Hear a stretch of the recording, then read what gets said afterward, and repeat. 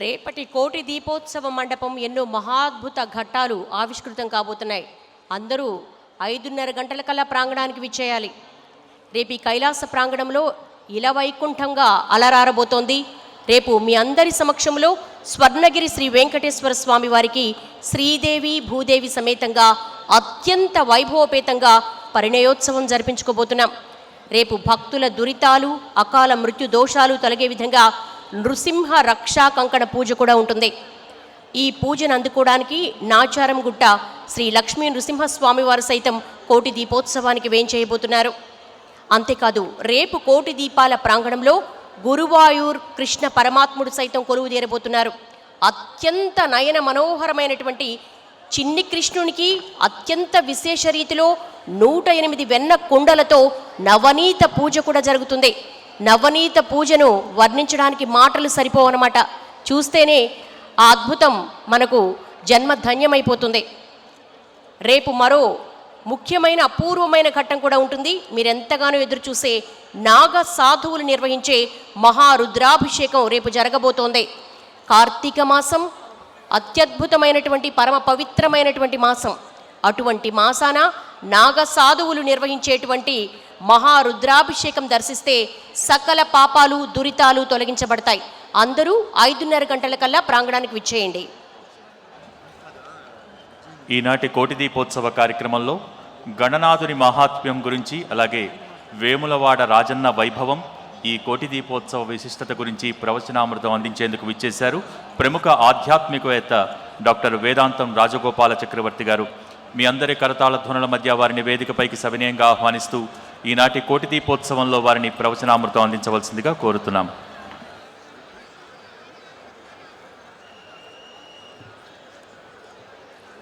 ఆపదామపహర్తారం దాతారం సర్వసంపదాం లోకాభిరామం శ్రీరామం భూయో భూయో నమామ్యహం.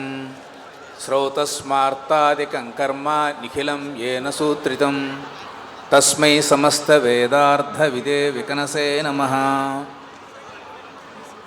ఈరోజు పరమ పవిత్రమైన అఖండ పుణ్యప్రదాయకమైన నవ్యమైన దివ్యమైన భవ్యమైన సమస్త భక్తులకందరికీ ఆనందాన్ని, కుటుంబ సౌభాగ్యాన్ని, సమాజానికి శ్రేయస్సును కలిగించేటువంటి ఈ దివ్య కోటి దీపోత్సవం ఈనాటి తరంలో మనం అందరం చేసుకున్నటువంటి పూర్వజన్మ సుకృతం వల్ల ఇటువంటి బృహత్తరమైన, విస్తృతమైన, మహోన్నతమైన, మహోదాత్తమైన, ఉజ్వలమైన కార్యక్రమాన్ని మనం వీక్షిస్తూ ఉన్నాం.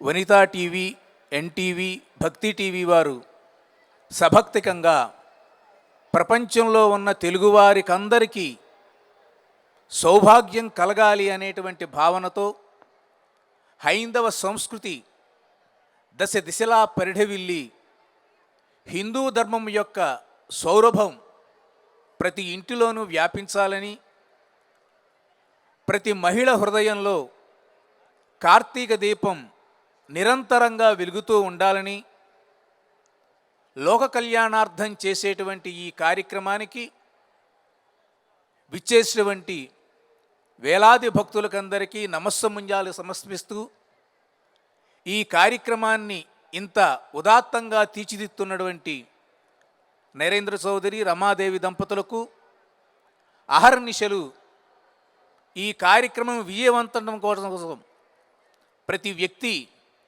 ఎంతగానో కష్టపడి ఇక్కడ తమ యొక్క శక్తిని ధారపోయటం అనేటువంటి అంశాలన్నింటినీ ప్రస్తావన చేసుకుంటూ మనమందరం ప్రతి సంవత్సరం రాగానే ఎప్పుడు కోటి దీపోత్సవం జరుగుతుందా అని ఒళ్ళంతా కళ్ళు చేసుకుని ఎదురు చూస్తూ ఉంటాం.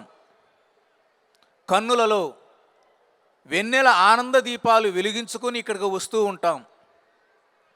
మనతో పాటు ఎంతోమంది మహిళలు ఇక్కడికి తరలి వచ్చి, కదలి వచ్చి, మమతల వెన్నుల వాలు జలై ఈ కార్యక్రమాన్ని జయప్రదం చేయటం, పరమేశ్వరుని యొక్క అనుగ్రహాన్ని పరిపూర్ణంగా పొందటం కోసం వారు తమ యొక్క త్రికరణ శుద్ధమైనటువంటి కార్యక్రమాలన్నీ ఇక్కడ చేయటం సంతోషదాయకం. మీకు అందరికీ తెలుసు, పరమేశ్వరునికి అభిషేకం అంటే చాలా ప్రీతి. అందులో కార్తీక మాసం అంటే చాలా ఇష్టం. కాసిని నీళ్లు పోస్తే చాలు ఆ భక్త వశంకరుడు శంకరుడు మన కోరిన కోరికలు నెరవేరుస్తూ ఉంటాడు. ఇంకా శివునికి మనం పంచామృతాభిషేకాలు, ఇతర దేవతామూర్తులకి పాలు, పెరుగు, వెన్న, నెయ్యి ఇలాంటివన్నీ అభిషేకాలు చేస్తూ ఉంటాం. కానీ శివునికి ఎందుకు నీళ్ళంటే ఇష్టము, నీళ్లతోనే ఎందుకు ఆయన సంతోషిస్తున్నాడు? సామాన్య భక్తుడు కూడా తనను పూజించి, తరించి, సేవించి, భజించి తరించాలి అనేటువంటి కోరికతో మహేశ్వరుడు ఈ యొక్క అభిషేకానికి ఎంతో సంతోషించి ఆ భక్తుల కోరిన కోరికలు నెరవేరుస్తున్నాడు.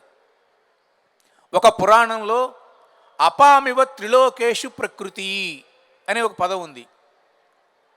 పార్వతిని ప్రకృతిగా భావిస్తూ ఉంటారు. పార్వతి అమ్మవారంట స్వర్గలోకంలోనూ, భూలోకంలోనూ, పాతాళ లోకంలోనూ జల రూపంలో ఉంటుంది. మీరందరూ శివాలయాలు చూశారు కదా. మీరందరూ శివాలయాలలో గర్భగుడిలో శివలింగం ఒకచోట ఉంటుంది, పార్వతీ అమ్మవారు ఇంకో చోట ఉంటారు. ఎక్కడో కొన్ని దేవాలయాల్లో తప్ప అన్ని చోట్ల గర్భగుడిలో లింగం ఒక చోట, వేరే చోట పార్వతీ అమ్మవారు ఉంటారు. అదే రాముడు సీత చూడండి, పక్కపక్కనే ఉంటారు. కృష్ణుడు రుక్మిణి సత్యభామ చూడండి, పక్కపక్కనే ఉంటారు. లక్ష్మీ నరసింహస్వామిని చూడండి, పక్కపక్కనే ఉంటారు. కానీ ఒక్క శివుడు పార్వతి మాత్రం వేరువేరుగా ఉంటున్నారు, భార్యాభర్తలు. మనము ఎంతో భక్తితో ఒక గ్లాస్ అయినా, చెంబు అయినా, బిందెడైనా నీళ్లు తీసుకుని పరమేశ్వరుని యొక్క లింగానికి ఓం నమ శివాయ, ఓం నమ శివాయ అంటూ ఆ పంచాక్షరీ మంత్రాన్ని జపిస్తూ ఎవరైతే నీళ్లు పోస్తూ ఉంటారో శివుడికి మహా ఆనందం పడిపోతాడట. ఈ భక్తులు ఎంతటి మంచివాళ్ళు! జల రూపంలో ఉన్న, నీళ్ల రూపంలో ఉన్నటువంటి నా భార్య పార్వతిని నా దగ్గరికి చేరుస్తున్నారు. నా భార్య అయినటువంటి పార్వతి ఈ నీటి రూపంలో నా దగ్గరికి వస్తుంది అని ఎంతగానో సంతోషించి శివుడు ఆ భక్తుల యొక్క కోరికలు నెరవేరుస్తూ ఉంటాడట. ఇది నీటిలో అభిషేకంలో ఉండేటువంటి విశేషం. స్వామివారికి ఈ జలాభిషేకం లోపల ఈ రకంగా భార్యాభర్తలను కలిపిన పుణ్యం మనది, భక్తులది. తల్లిని తండ్రి దగ్గరికి చేరుస్తున్నాం. జగత పితరౌ వందే పార్వతీ పరమేశ్వరౌ.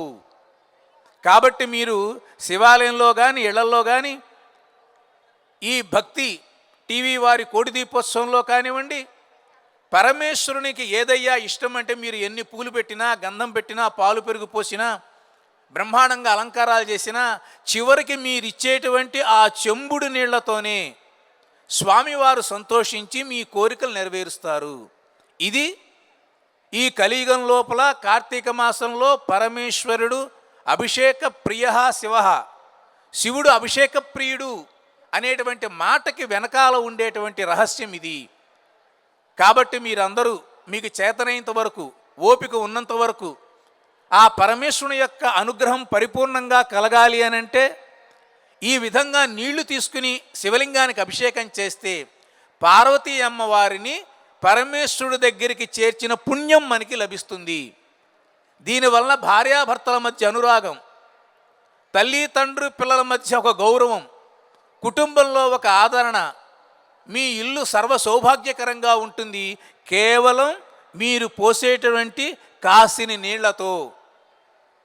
రెండవది, పరమశివుడికి బిల్వము అంటే చాలా ఇష్టము. అంటే మారేడు ఆకు, మారేడు దళము.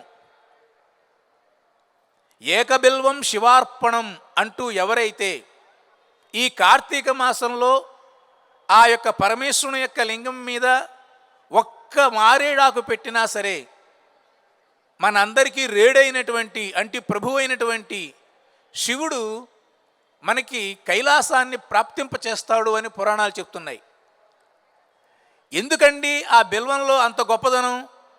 ఇంకా మల్లెపూలు ఉన్నాయి, చామంతులు ఉన్నాయి, గులాబీలు ఉన్నాయి, మరెన్నో పూలు ఉన్నాయి. ఈ పూలన్నీ కాదని కేవలం ఒక ఆకు, అందులో మారేడు ఆకుని ఎందుకు శివుడు ఇష్టపడుతున్నాడు అని అంటే ఆ ఇష్టం ఆయన కోసం కాదట, మన కోసం. అందరూ డబ్బున్న వాళ్ళు ఉండరుగా సమాజంలో. దరిద్రంతో బాధపడే వాళ్ళు ఉంటారు, ఏదో కొంత డబ్బుతో అష్టకష్టాలు పడుతూ నెలంతా గడిపేవాళ్ళు ఉంటారు, రెక్కల కష్టం మీద జీవించేవాళ్ళు ఉంటారు, అనేక బాధలు, రోగాలు, ఇంట్లో సమస్యలు ఇలాంటి వాటితో బాధపడే వాళ్ళు ఉంటారు. వీళ్ళందరూ తరించటానికి ఆయనే ఒక ఉపాయం చెప్పాడు. అదేమిటి అంటే, ఏది ఏమైనా సరే మనకందరికీ కావాల్సింది ఒకే ఒకటి, డబ్బు.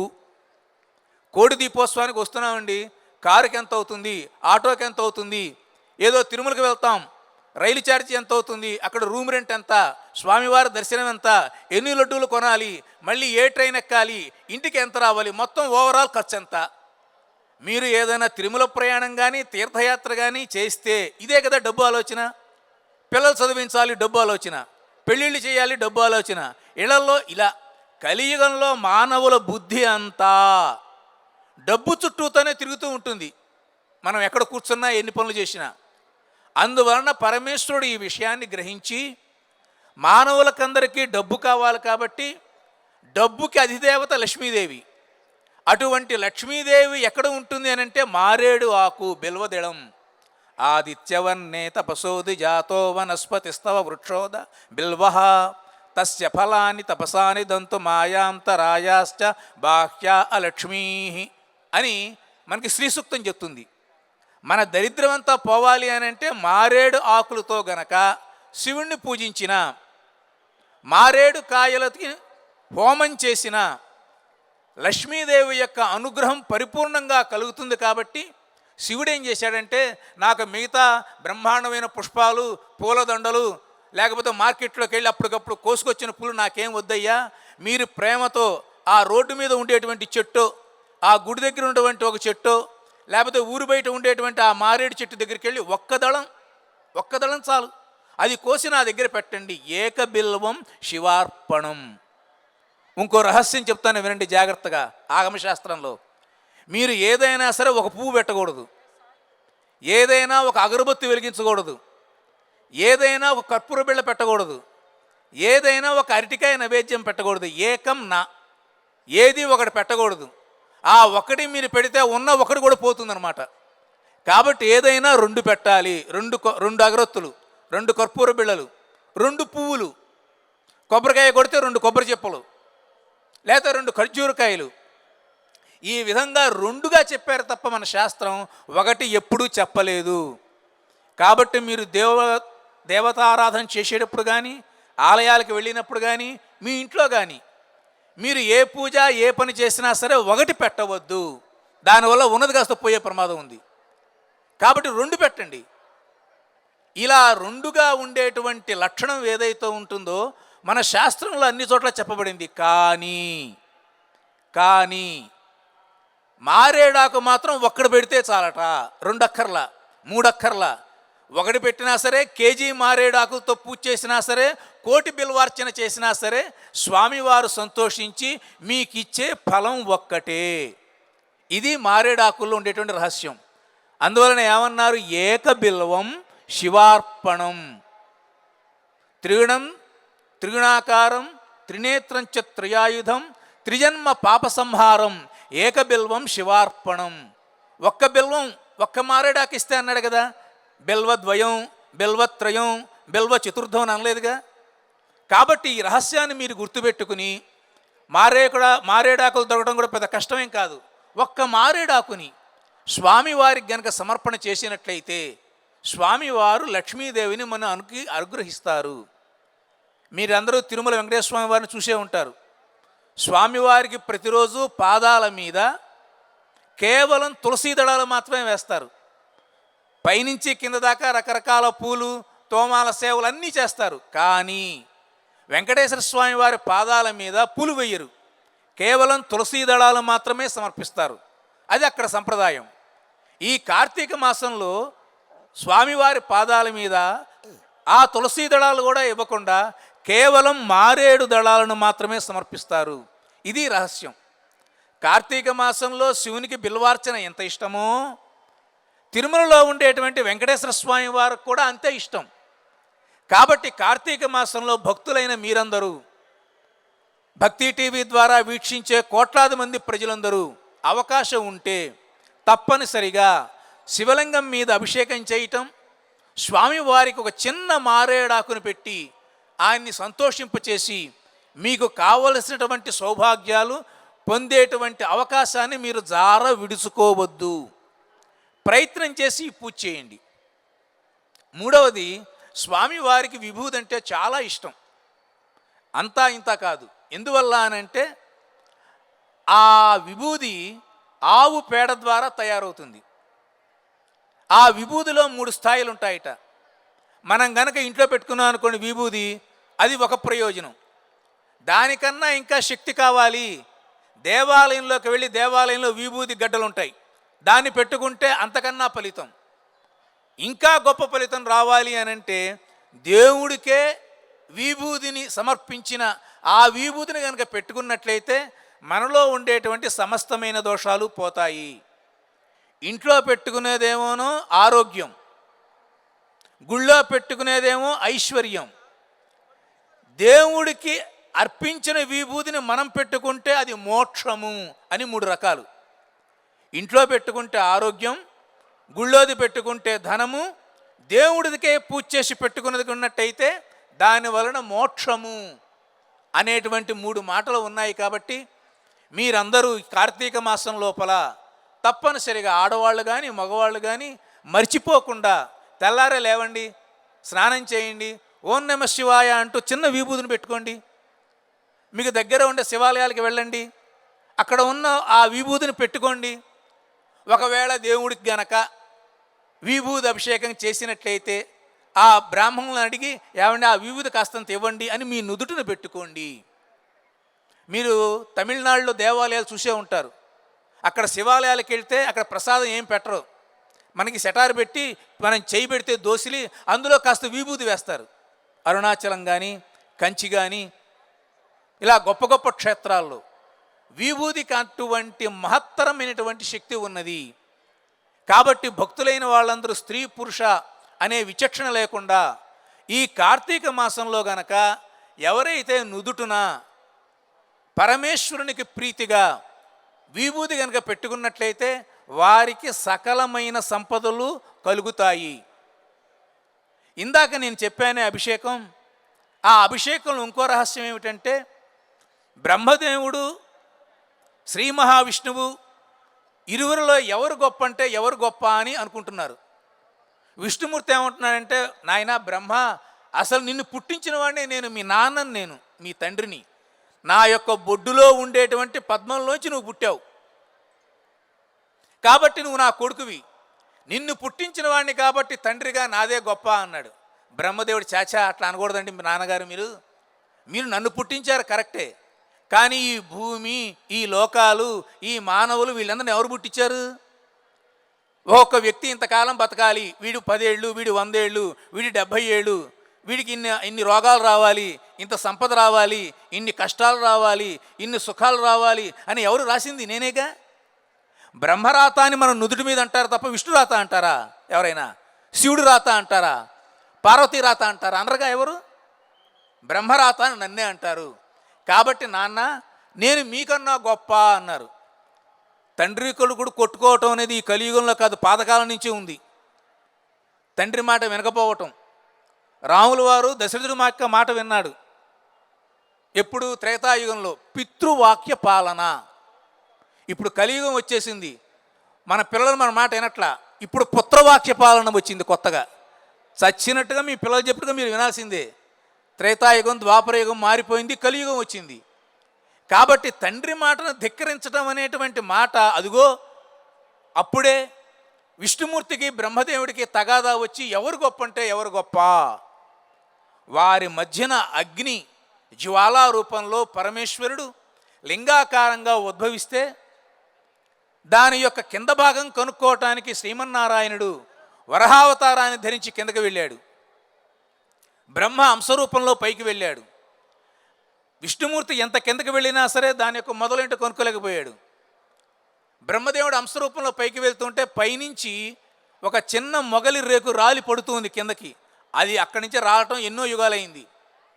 బ్రహ్మదేవుడు అడిగాడు, మొగల్ రేఖ నాకును విష్ణుమూర్తి తగాదా వచ్చింది, దీని మొదలు చివర చూడమన్నారు, ఇప్పుడు మన ఇద్దరం కిందకి వెళ్దాము. అడిగితే అవును బ్రహ్మదేవుడు ఈ లింగం పైభాగం చూశాడని నువ్వు చెప్పాలి అన్నాడు. ఆ రోజునే అబద్ధాల సాక్ష్యాలు కూడా ప్రారంభమైనాయి. సరే అని అందరూ కిందకు వచ్చారు. పరమేశ్వరుడు ప్రత్యక్షమయ్యాడు. విష్ణుమూర్తి, స్వామి నేను మీ యొక్క అడుగు భాగం చూడలేకపోయాను, నన్ను క్షమించండి, మీరే నాకంటే గొప్ప. బ్రహ్మదేవుడు ఏమన్నాడంటే, పరమేశ్వర నీ పైభాగాన్ని నేను చూశాను, దానికి సాక్ష్యం ఇదిగో ఈ మొగలి రేకు అన్నాడు. దాంతో బ్రహ్మదేవుడి యొక్క పనికి మహేశ్వరుడు కోపం వచ్చింది. అవురా, సమస్త సృష్టిని జరిపించే నీవే, భవిష్యత్తులో ఎప్పుడో రాబోయేటువంటి కలియుగ ప్రభావం ఇప్పుడే నీలో ప్రవేశించి ఈ విధంగా అబద్ధం ఆడవచ్చా అని చెప్పి ఏం చేశాడంటే, మొగలి రేకు అబద్ధం చెప్పింది కాబట్టి ఈ రోజు నుంచి శివుడి పూజలో మొగలి రేకు లేదు, శాపం పెట్టేశాడు. ఆవు వచ్చినట్టయితే ఆవుని అడిగాడు, ఏమిటేనంటే ఇదోన తలతో, అవును చూశాడు అంది, తల ఊపింది. వెనకాల తోక ముడ్డితో ఏమైంది, వెనకాల భాగం పృష్ఠభాగంతో, నిజమే వాడు చూడలేదు అంది. కాబట్టే మనం ఆవుకి ఏం చేయాలి, ముందర వెనక భాగం నమస్కరించాలి, పృష్ఠభాగం నమస్కరించాలి, పాలు ఉన్న చోట నమస్కరించాలి. ఆ తర్వాత ముందుకొచ్చి ఆవు ముఖానికి పసుపు కుంకుమ ఇవన్నీ రాసి పూజించాలి.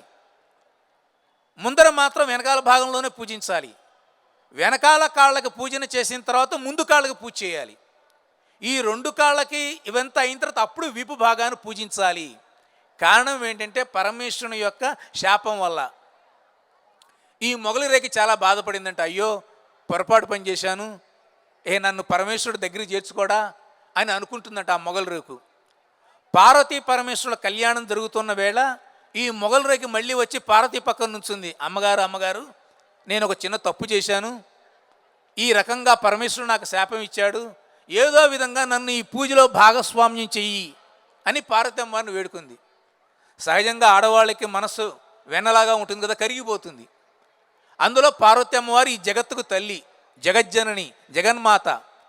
ఆవిడ ఏమందంటే, మా ఆయన యొక్క శాపాన్ని నేను మరవసలేను, కానీ నాకు సంబంధించిన కళ్యాణాలు జరిగేటప్పుడు నాకు అలంకారం చేస్తారు భూలోకంలో ప్రజలందరూ జడకి. అలా జడకి అలంకారం చేసినప్పుడు నువ్వు నా జడలో స్థానం పొందుగాక అని వరం ప్రసాదించింది.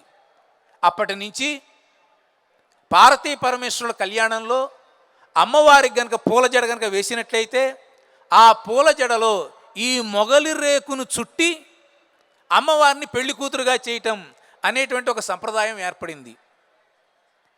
ఈ రకంగా కార్తీక మాసంలో వివిధ అంశాలన్నీ మనమంతా పరిశీలించినట్లయితే హరిహరులకి చాలా ఇష్టమైన మాసం కార్తీక మాసం. ఈ కార్తీక మాసంలో చేసే స్నానం, చేసేటువంటి పూజ, చేసేటువంటి ఉపవాసం, చేసేటువంటి దానం, మీరందరూ వెలిగించేటువంటి దీపం 5 కార్తీక మాసంలో మనం చేయాల్సిన పనులు. స్నానం చేయాలి తెల్లవారక ముందే, అవకాశం ఉంటే పూజ చేయాలి, పర్వదినాలలో ఉపవాసం ఉండాలి, సాయంకాలం పూట దీపం వెలిగించాలి, ఎవరికైనా మీ శక్తి ఉంటే దానం చేయాలి.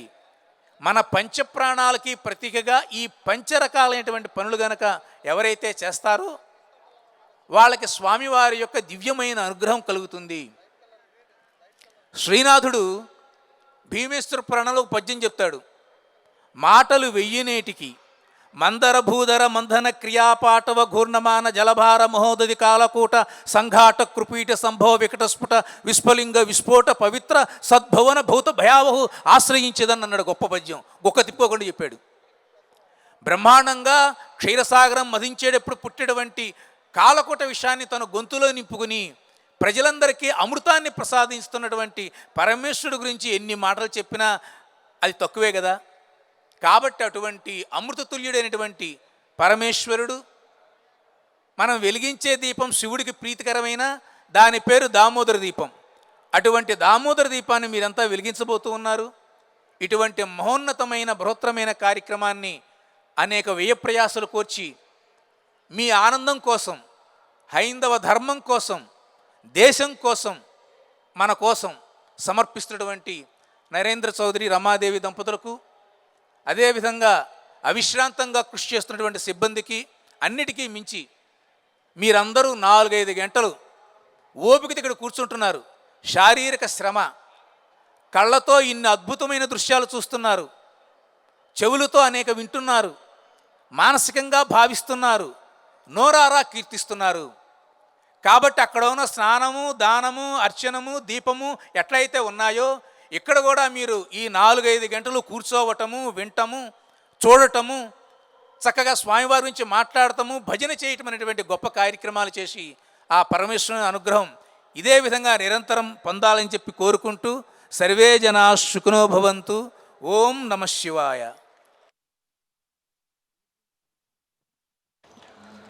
ఈనాటి కార్యక్రమంలో చక్కని ప్రవచనామృతాన్ని అందించినటువంటి ప్రముఖ ఆధ్యాత్మికవేత్త డాక్టర్ వేదాంతం రాజగోపాల చక్రవర్తి గారికి ధన్యవాదాలు తెలియజేసుకుంటున్నాం.